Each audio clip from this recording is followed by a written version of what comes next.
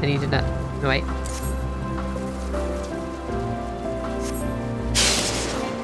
Oh, I need to do it right on to destination.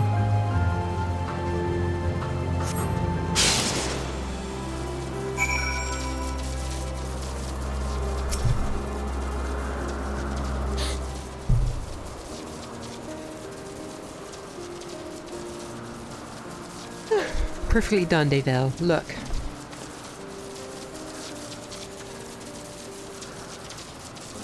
See how they gather to feed, how they express themselves through their actions despite their lack of words. Speech is not the soul-defining characteristic of a thinking, feeling creature, nor is silence an indication that they do not possess these qualities. But be it a soulless arcane entity such as the Numa, or an ephemeral life form such as the Petaluda, all seek to perpetuate their existence, to survive. Is Meteon a living being? I'd say she's living. A good question. I can answer it from a theoretical standpoint, but it utterly falls to the Bureau of the Architect to pass judgment.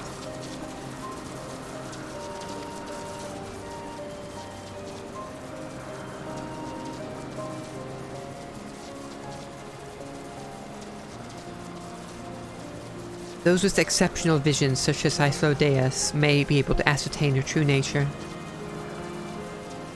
But to me, it doesn't matter. She is herself, and that is all I need to know. Damn Hermes. You used to be such a cool guy. You finished already? I'm sorry, I was in the way. Not to worry, my dear. They missed nothing of note, and we still have plenty of work for them to observe.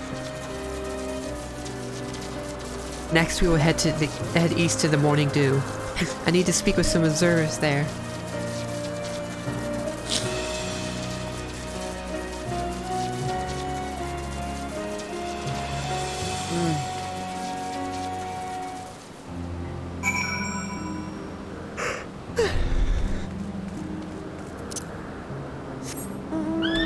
Okay, where am I going? I'm going this way.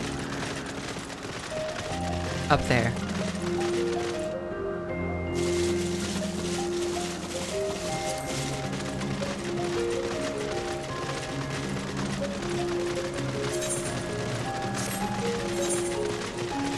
Oh, I'm on level 86 quests now. Oh, it's these things. It's adorable, but beware it sneeze. Hermes went flying once.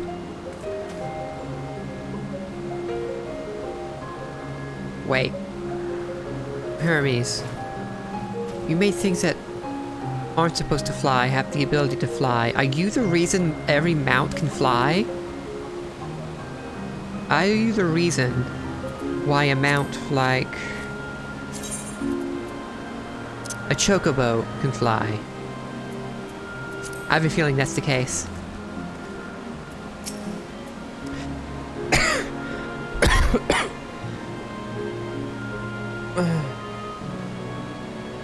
That hurt.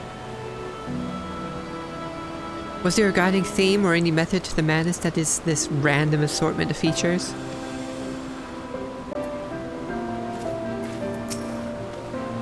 This fellow has been the talk of the Bureau. The combination of carefree aspect and endless rows of fangs is strangely charming.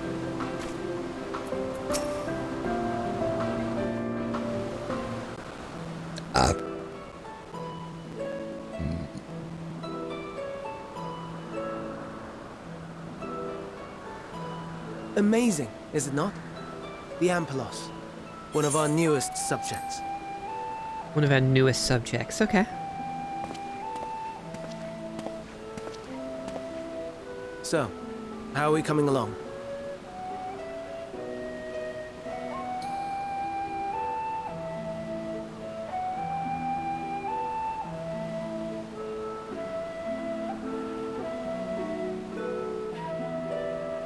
Ooh, it's the flowers.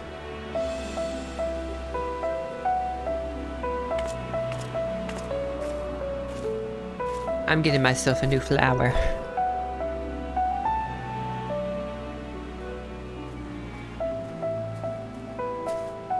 This place is Elpis.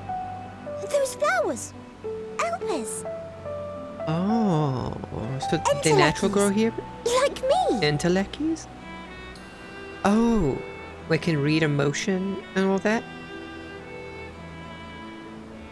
They are a product of Elpis, and so named for their birthplace. A happy accident, born of the hands of a former researcher who loved beautiful blossoms. Unique for how they change color, to reflect the emotional state of those nearby. Yes, we're getting more flower lore. Though be it here or elsewhere, they are seldom seen in any hue save purest white. Reflect the emotional state, you say? By what means do they achieve this? Oh yeah, what mean? In creation, there exists an energy wholly apart from ether, one driven by emotions. Hermes knew this too. Like manner to how we manipulate ether, this flower is subject to the influence of said energy.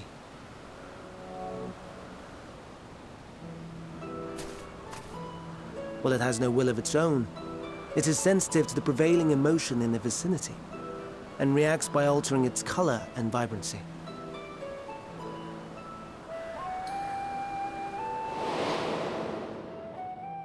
Akasha?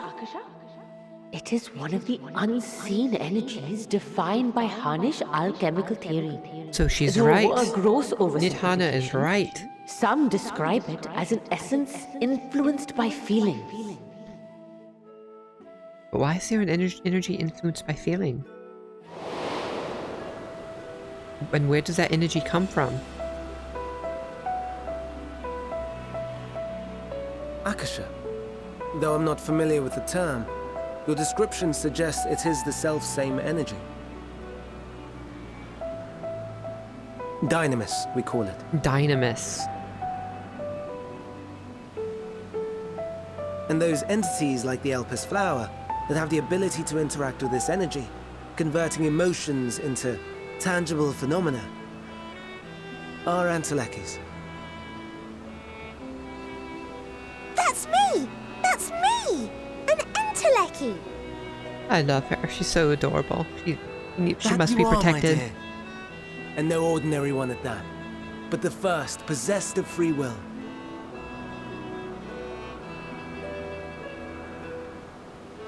Wait. A form of energy other than ether? Dynamis?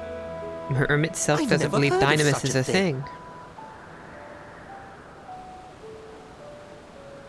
Hardly surprising. Dynamis cannot be seen, much less felt. And though its existence has long been theorized, we had no proof until the flower's serendipitous creation.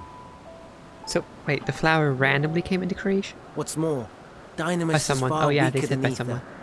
Under normal circumstances, its effects are drowned out by the latter. On account of which, beings comprised of and reliant upon the ether, like you and I, are unable to make practical use of Dynamis. 'Tis a truly esoteric thing, known to but a select few scholars. Intriguing. Then, given the limitations you described, why create Meteon?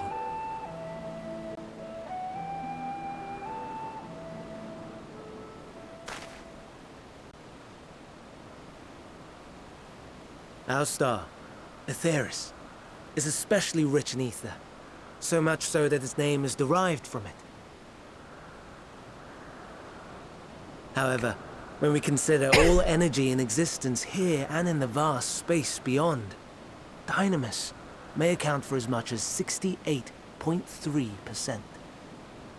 So where More abundant and form by far. Were we able to control it, we could open the door to So limitless our- possibilities. our star is an abnormality in the universe. It is not It unlike has a more ether gently than flowing stream, unable to Dynamis. break through the dam of ether barring its path. But if we could imbue the stream with the vigor of a raging river,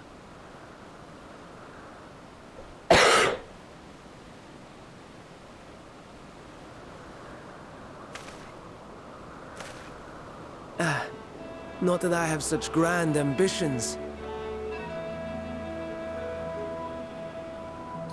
Nay. I merely wish to create a being that could traverse the great expanse.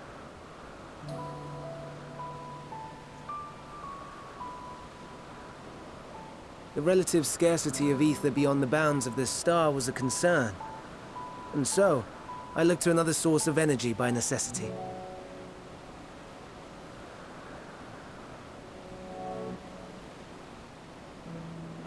That being Dynamis. No wonder her ether is so thin. Precisely.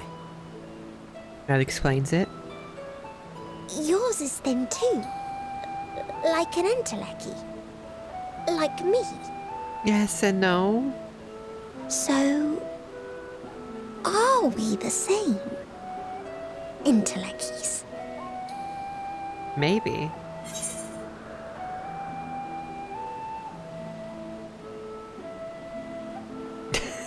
If I'm thin, it's because Emmett Suck didn't do a proper job. Oh, that's gonna make... I think that's what my character would say. Yeah. Emmett Suck didn't do a proper job rejoining anything. Yeah, this. Well, aren't we ungrateful? Mayhap I should revert you to the pathetic, faded thing you were. Oh, it's in reference to, giving me a little bit more ether, so I could be The this way. deficit of ether alone does not an entelechy make. It would, however, make it easier for you to interact with Dynamis. And limited though its influence may be, this quality could prove the difference between victory and defeat. You'd do well not to underestimate it.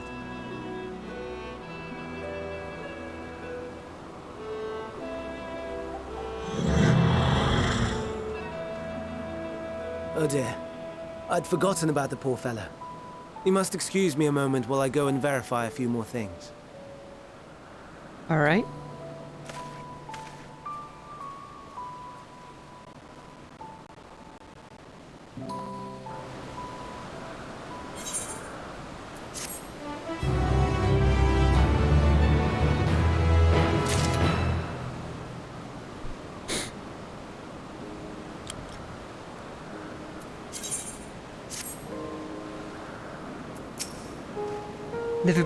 Never before have I heard of Dynamis or Entelecchies. I can only assume that Elpis flower was submitted to the Bureau before I joined.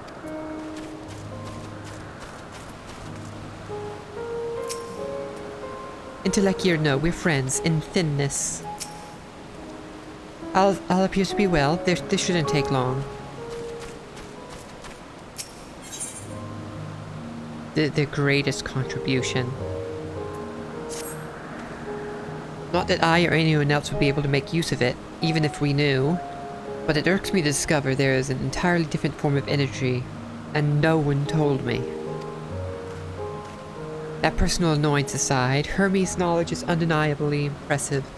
Given that there are none among the 14 who specialize in the Celestial, he would be a welcome addition. Assuming he can be persuaded to join, that is.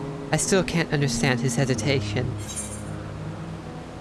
Why did you join this convocation? Oh, you wish to know why Emmett Silk was chosen for the convocation? I should be glad to share the tale. And it began when... Not another word. Lest you've forgotten, we're here to learn about Hermes, not me. My misspent youth is not your concern. Come on, I want to know. Sigh, what now? I want to learn about the convocation. If you would accompany us, I suppose you should... If you would accompany us, I suppose you should at least know that much. The convocation of 14 is a governing body that determines myriad policies. Our goal is to ensure that all is right in creation, that our star may know a brighter future. As the name suggests, the council is comprised of 14 offices, each of which is held by an individual chosen by their surpassing abilities. Depending on the office, one is required to either be an authority in a certain field, or possess skills that would facilitate the performance of the stipulated duties. The former category includes Mitron, specialist in aquatic life, Logriff, specialist in terrestrial life and husbandry, Halmarut, specialist in fungal and plant life, Emeroloth, specialist in medicine and healing, and Laha Brea, specialist in creation magics, who has brought forth phantom beings of the highest complexity. As for the latter, there's Altima, advocate of the arts, Igyorhim, champion of enlightenment and rhetoric, Hashturret, preserver of discipline and order, Ilmit Silk, keeper of the ethereal realm or underworld in the vernacular, Pandaniel, pursuer of extant phenomena, and Azim, traveler of the world and counselor to the people. What, should I be revealing such details to you? Don't be silly, even children know this much, and you would do well to remember it all. Love it. I'll tell you the tale when we are away from sensitive ears.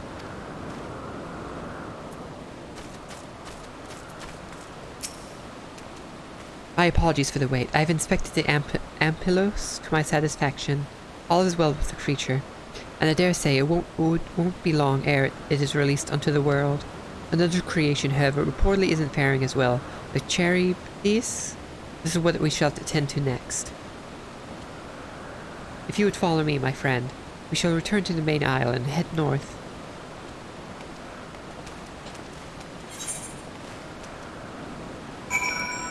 I wonder if there's a... Ooh, southeast. There's an ether current over here. There it is.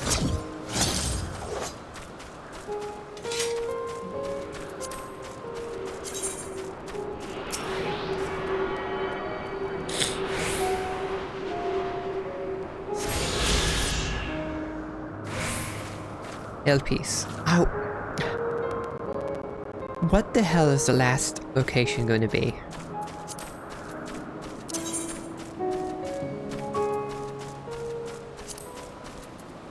What the hell is it going to be?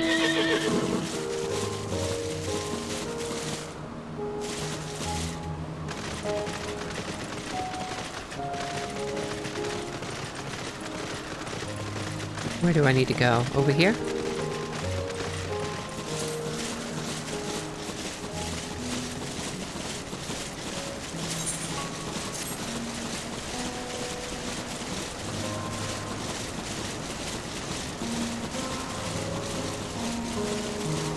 Oh, that thing. I'm pretty sure these things are let loose. Troubled observer. Oh, forgive me. I thought another member of the convocation had come. This is turning out to be an eventful day.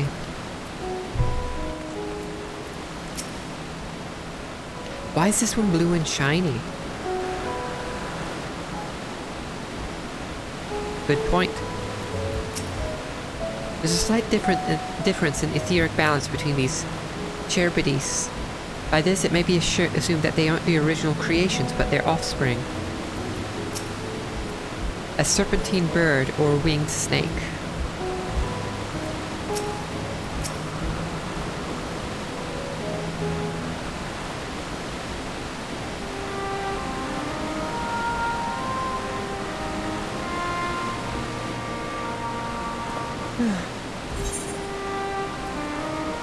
I understand there's a problem with one of the cherubides?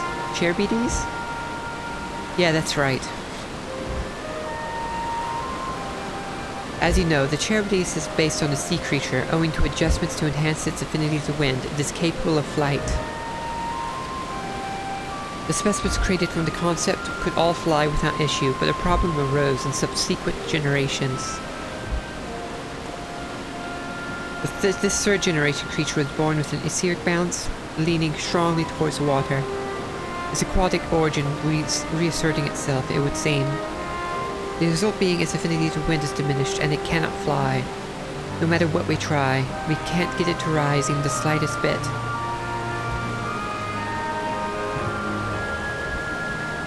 For such change to manifest in so few generations, I fear they are too unstable, flawed. With your permission, I will revert the creatures and recommend to the Bureau that the concept be revised. With its etheric bounce leaning towards water, the Cherubidiss would indeed struggle to manipulate wind.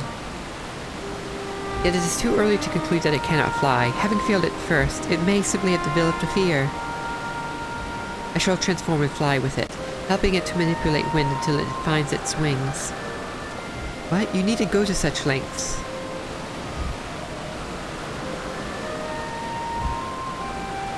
You don't know? But of course not. Transformation is an art in which one manipulates a vast quantity of ether to construct another body around oneself. In practice, this allows one to assume any conceivable form, and thereby transcend the limits of one's flesh. Yet convenient though it may be, transforming in the presence of others is considered vainglorious in the extreme, as uncouth and unseemly as running about robeless, shameless. Am I to understand you make a habit of this? Nothing of the sort. It's just that, when transformed, I can wield the wind and fly. It may seem excessive, but what is our shame next to the lives of these creatures? They deserve a chance, and we owe it to them to do all in our power. And be that as it may.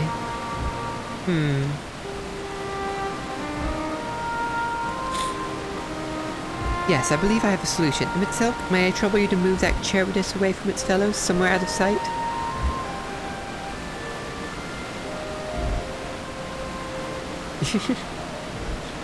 Meanwhile, I'd like the rest of you to help me prepare here. What mischief are you scheming now? No mischief, I assure you. I would but spare you the need to report to your colleagues that Hermes committed an indiscretion. So have a little faith and run along. I love their interactions. When am I going to meet my former self? I trust you don't mind?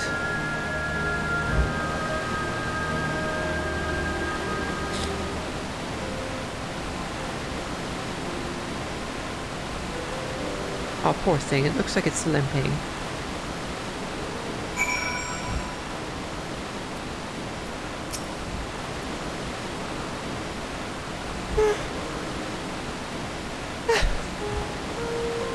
Asclepius is a man of ideas. I wonder what he has thought up this time. Emitsilk is out of sight? Good. Let's speak of the plan. It's a stroke of genius, really. We have Emitsilk. You have Emitsilk trained a Cherubidiss? Oh.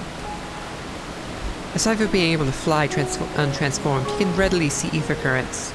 And with his adept spellcraft, he can also employ suitable wind magics to guide the creature along. While he is indeed capable of all you described, it is not his duty. I am loath to trouble him with it. Don't be. As I mentioned, it would also be for his own sake. With that settled, let's begin at once. Devel, I want you to go to Emitsilk. Tell him that you have a favor to ask. You'll be disinclined to cooperate at first, but you mustn't be discouraged. With our friend, the trick is to be unflagrantly persistent. Off you go now, and good luck. The chat mode and say, use your keyboard or the software keyboard to enter any phrase containing the words "I have a favor to ask" to indicate Emitsilk that you have a request.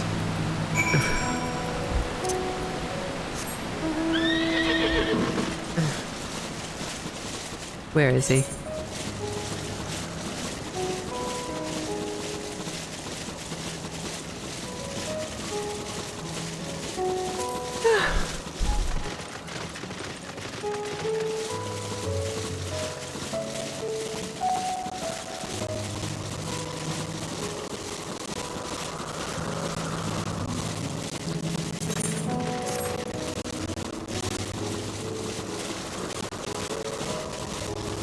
Oh, there they are.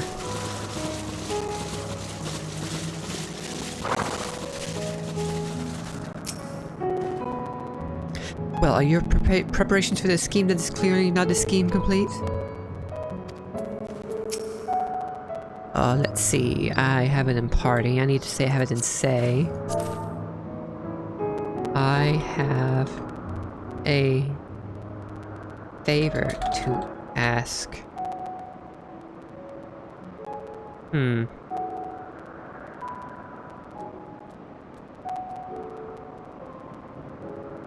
I'll just say that. Oh no, you don't. I'm not lifting a finger. I don't know what Athlodius is up to, and I will not be made to know. I refuse. If Athlodius is believed, relentless insistence may serve to wear down the ever-weary Emmett Selk. Please, Emmett Selk. Any phrase containing pretty. Please, Emmett. Got the comma. Emmett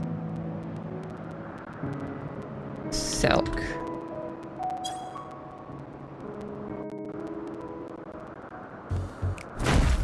Pretty please, Emmett Selk. No, no, no. You are not foisting this nonsense on me. Yes, I am going to foist this nonsense on you, Emmett.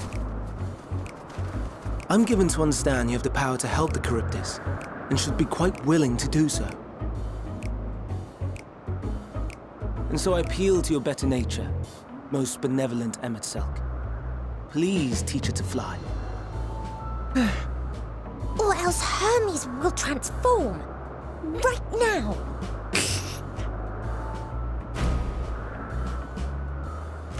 Now, there's no need to go quite that far. Altruism is its own reward, as I'm sure he would agree. Oh, would he now? And who contrived to put me in this position, pray tell? Nothing so devious. I merely suggested a possible course of action.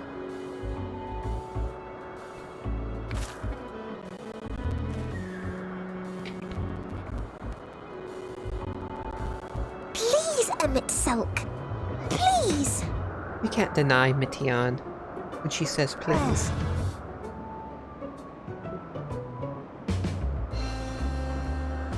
Look at him. He's actually a softie. Not come all this way to play nursemaid to your creations. I'd thank you to remember this favor and let it be the last.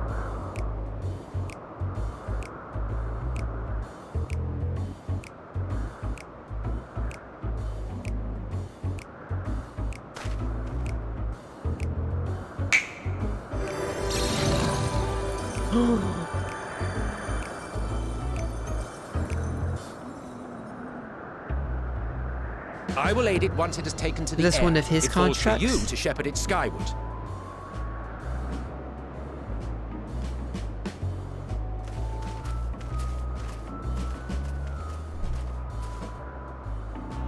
Well, let's relax and enjoy the spectacle, shall we? Yes, let's relax and enjoy.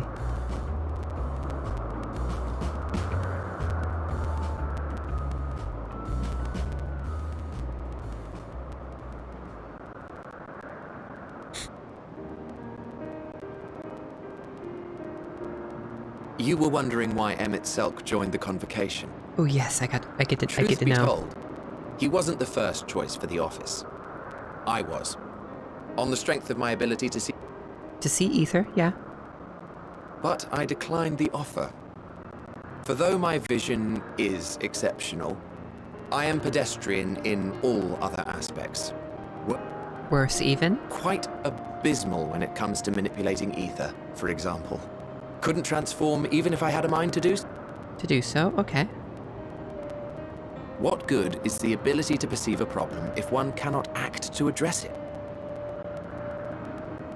Emmett Selk has no such shortcomings. He excels in vision and manipulation both, the latter to an extraordinary. Extraordinary degree, okay. If there is a mage more powerful, I do not know of them.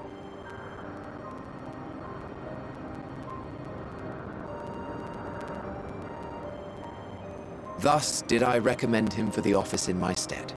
And I wasn't the only one. Far from it, yeah. countless others vouched for his skill and character. People the world over, to whom he had previously lent a helping hand. Oh, how surprised he was.